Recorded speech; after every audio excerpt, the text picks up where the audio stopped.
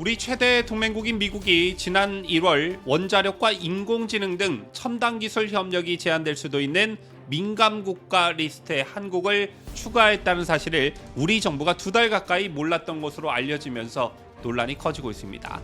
현재 정치권에서는 누구 탓이라는 책임 공방이 벌어지고 있는데요. 이런 가운데 트럼프 미국 대통령이 무한 신뢰를 보낸 고든창 변호사가 폭스뉴스에 칼럼을 실었습니다. 이 칼럼에서 고든창 변호사는 이재명을 강도 높게 비판했는데 미국이 동맹국인 한국을 민감국가 리스트에 올린 진짜 이유는 무엇일까요? 잠시 후 보도합니다.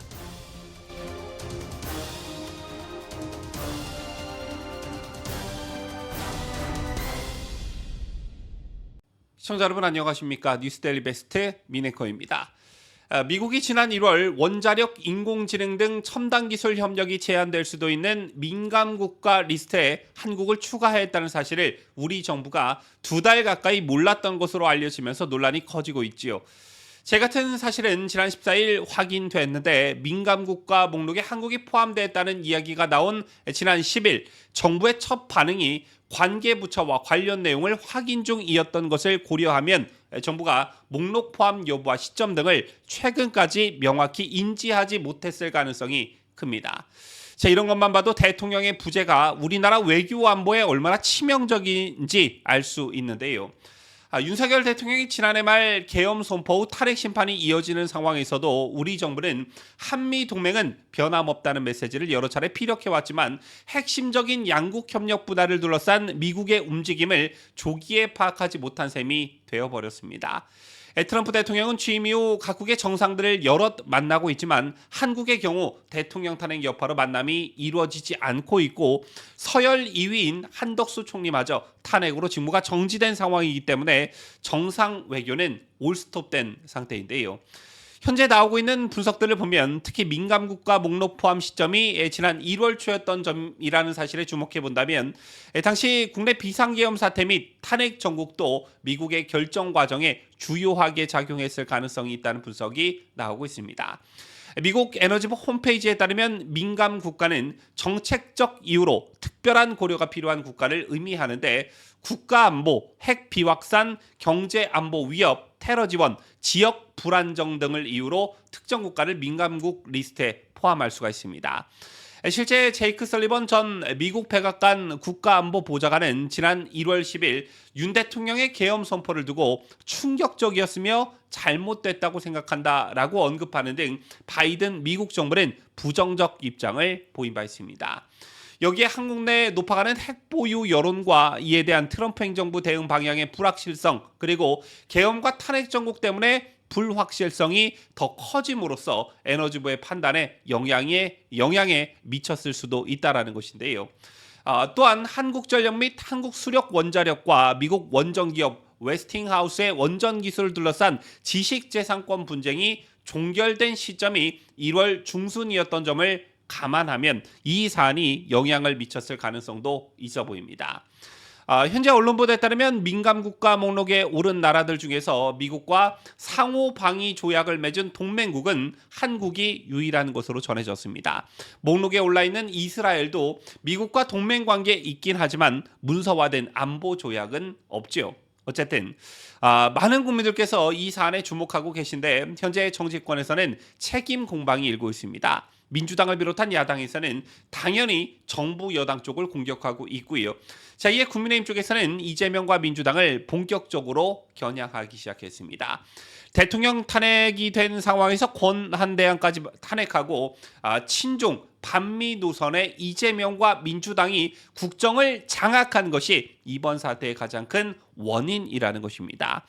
권영세 비대위원장이 오늘 민주당과 이재명 공격에 선봉장에 섰는데 권 비대위원장은 특히 이재명 민주당 대표를 겨냥해 북한은 미국 간부에 직접적인 위협을 주는 테러 지원국이어서 위험 국가로 지정돼 있다며 이 대표는 그런 북한에 돈을 건넨 혐의가 재판에서 입증이 됐다.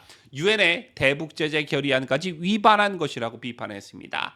또한 이재명은 입만 열면 반미 정서를 드러내고 한미일 군사협력을 비난하며 북한 지령을 받은 것으로 드러난 민노총과 함께 거리로 나서고 있다며 이런 인물이 유력 대권 후보라 하니 민감국가로 지정된 것이라고 지적했습니다. 자, 이번 탄핵 정국을 거치면서 국민의힘 지지층의 권영세 비대위원장에 대한 비토 여론이 상당하지만 자, 이번 지적은 매우 날카로웠다고 생각하는데요. 이런 권 비대위원장의 지적이 트럼프 미국 대통령으로부터 절대적 신뢰를 받는 고든창 변호사의 분석과 결을 같이 하기 때문입니다.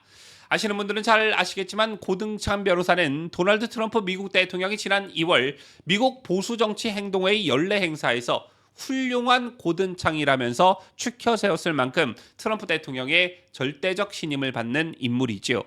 제런 고든창 변호사가 폭스뉴스에 칼럼을 실었습니다. 이 칼럼의 핵심은 이재명이었고 한국의 이재명은 반미 성향이 강하다. 이게 핵심이었습니다. 고든창은 이재명은 최근 한국과 미국의 동맹 유지에 대한 지지를 표명했지만 급진적인 견해를 고려할 때 한국인들은 그의 진정성을 의심하고 있다며 예를 들어 이재명은 미국을 점령군이라고 불렀고 115년 전 일본의 한국병합에 대해선 미국을 비난했다며 기회가 주어진다면 미군을 한국에서 추방하고 중국과 북한에 줄을 설 것이 거의 확실하다라고 진단했습니다. 이건 대다수의 한국인들이 알고 있는 주지의 사실이지만 현 미국 대통령이 신뢰하는 인사가 그리고 파급력이 큰 폭스뉴스의 칼럼에서 이런 내용의 칼럼을 실었기 때문에 굉장한 사건이 벌어진 것이다. 저는 이렇게 보는데요. 또한 고든창은 이재명은 북한을 우리의 북한이라고 불렀고 김정일과 김일성을 우리의 선대라고 불렀으며 그들 김일성, 김정일의 노력은 모욕과 훼손이 되어서는 안 된다고 말했다고 지적하면서 대한민국의 정치적 혼란은 중국과 북한, 공산주의에 동조하는 사람들이 정권을 장악하는 결과를 낳을 수 있다며 심지어 좌파가 남한을 북한의 김정일 정권에 합병할 가능성도 있다라고 우려했습니다. 굉장히 강도 높은 어조로 이재명을 비판한 것인데요. 고등창 변호사는 해당 칼럼에서 한국의 부정선거에 대한 위험성을 알리면서 공직선거법 위반으로 유죄 판결을 받은 이재명이 부정선거로 인해 한국의 차기 대통령이 될 가능성이 있다라고도 말했습니다. 한국의 사전투표 시스템은 조작에 취약했고 특히 중국 화웨이에서 공급한 서버와 아마도 민주당이 중국 공산당과 협력해 개발한 알고리즘이 있을 것이라고 의심했는데요. 자, 이런 상황들을 종합해 볼 때 미국이 한국을 민감 국가에 지정한 이유가 정작 무엇 때문이었겠냐라는 것입니다. 누구 때문이었겠냐라는 것입니다.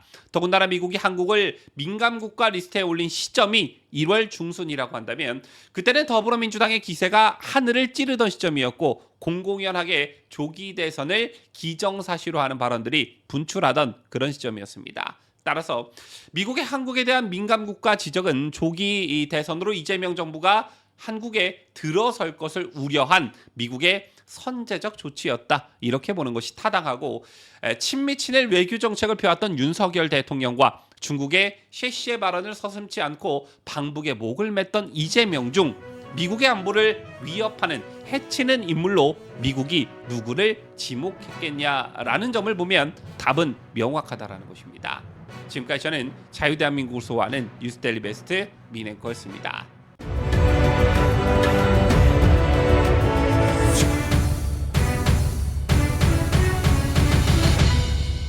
함께해요. 뉴스데일리 베스트.